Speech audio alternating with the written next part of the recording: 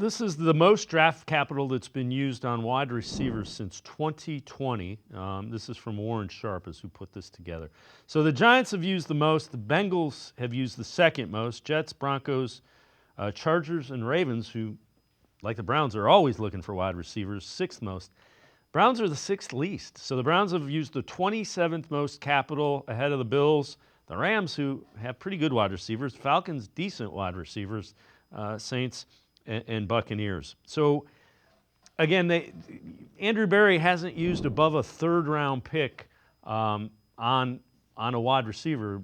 One third-round pick was Anthony Schwartz. One was Cedric Tillman. So we know one didn't work out. One is that they kind of like what they see. Is this the time to kind of break the mold and maybe go a little earlier? Well, I probably would, but we need to remember here that the Browns have traded for receivers instead of drafting them so far in the Andrew Berry regime. And once again, they didn't have first round picks, and sometimes they didn't have second round picks.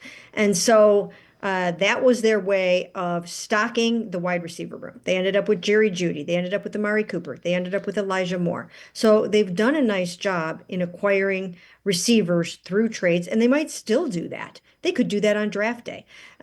Sometimes it's easier, or at least certain teams feel that for their purposes, it's better for them to take a proven receiver than to try to draft one. Maybe it says something about how they feel about their ability to draft receivers, although I don't think that's the case because, once again, they just haven't necessarily had those high picks to be able to do it. I'm sure Travis Hunter is somebody that they would strongly consider if they felt they could go quarterback in a later round. But once again, I don't really see that happening necessarily. So I would probably be looking at a receiver fairly high in this draft. I actually think that with running backs, you can afford to wait until the third round, fourth round, sometimes even the fifth round to get yourself a really nice running back.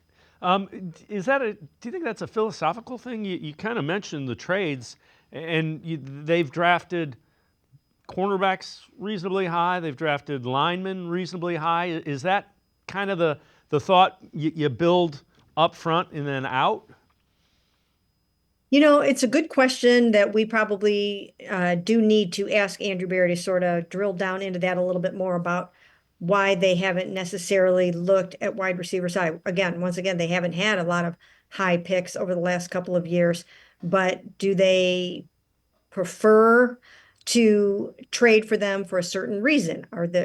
Do the statistics tell you that once you get past the first round, it's really, really hard to hit on a wide receiver? I'm sure they have the analytics to back that up in some way. So something definitely to look into.